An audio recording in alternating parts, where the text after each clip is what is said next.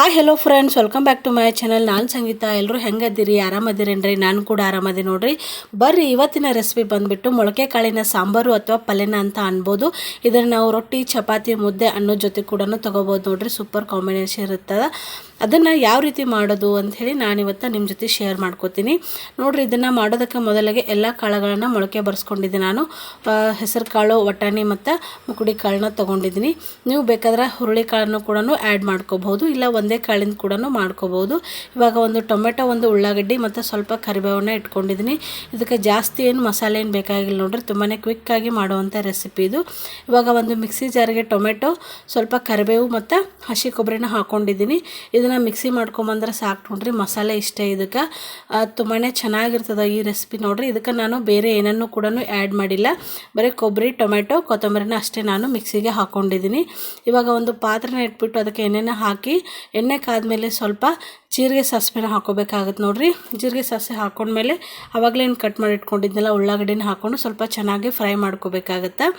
Fry ಮಾಡ್ಕೊಂಡ್ಮೇಲೆ ಸ್ವಲ್ಪ ಕರಿಬೇವನ್ನ ಹಾಕ್ಕೊಂಡು ನೋಡ್ರಿ. ಕರಿಬೇವನ್ನ ಹಾಕ್ಕೊಂಡು ಈ ರೀತಿಯಾಗಿ ಉಳ್ಳಾಗಡ್ಡಿ ಸ್ವಲ್ಪ ಕಲರ್ ಚೇಂಜ್ ಆಗೋವರೆಗೂ ನಾವು ಫ್ರೈ ಮಾಡ್ಕೋಬೇಕು.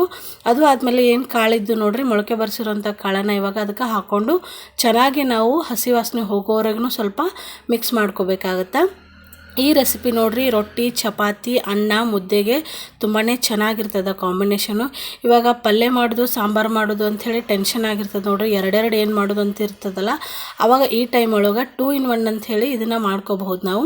ಇವಾಗ ಕಾಳೆಲ್ಲನೂ ಫ್ರೈ ಆದಮೇಲೆ ರುಚಿಗೆ ತಕ್ಕಷ್ಟು ಉಪ್ಪು, ಅರಿಶಿಣ ಪುಡಿ ಮತ್ತು ಖಾರದ ಪುಡಿನ ಹಾಕೋಬೇಕಾಗುತ್ತೆ ನೋಡ್ರಿ. ಸ್ವಲ್ಪ ಅರಿಶಿಣ ಪುಡಿ, ಉಪ್ಪು ಅದೆಲ್ಲನೂ ಫ್ರೈ ಆದಮೇಲೆ 1 ಸ್ಪೂನಷ್ಟು ನಾನು ಅಚ್ಚ ಖಾರದ ಪುಡಿನ ಹಾಕ್ಕೊಂಡಿದ್ದೀನಿ. ಸ್ವಲ್ಪ ಜೀರಿಗೆ ಪುಡಿ ಮತ್ತು ಹವೀಜ್ ಪುಡಿನೂ ಹಾಕ್ಕೊಂಡಿದ್ದೀನಿ. ನೀವು ಬೇಕಾದರೆ ಗರಂ ಮಸಾಲೆ ಕೂಡ ಹಾಕ್ಕೋಬೋದು. ಅದನ್ನೆಲ್ಲನೂ ಚೆನ್ನಾಗಿ ಮಿಕ್ಸ್ ಮಾಡ್ಕೊಂಡ್ಮೇಲೆ ಆವಾಗಲೇನು ಮಿಕ್ಸಿಗೆ ಹಾಕ್ಕೊಂಡು ಇಟ್ಕೊಂಡಿದ್ದೀವಲ್ಲ ಅದನ್ನ ಇವಾಗ ಹಾಕ್ಕೋಬೇಕಾಗತ್ತೆ. ನಿಮಗೆ ಜಾಸ್ತಿ ಅಳಗಬೇಕಂದ್ರೆ ಇನ್ನೊಂಚೂರು ನೀರು ಹಾಕೋರಿ, ಇಲ್ಲಾಂದ್ರೆ ಗ್ರೇವಿ ಥರ ಬೇಕಂದರೆ ಇಷ್ಟೇ ಸಾಕು ನೋಡಿರಿ. ನಾನು ಸ್ವಲ್ಪ ನೀರನ್ನು ಹಾಕ್ಕೊಂಡು ಇವಾಗ ಇದಕ್ಕೆ ಮಿಕ್ಸ್ ಮಾಡ್ಕೊಳಕತ್ತೀನಿ.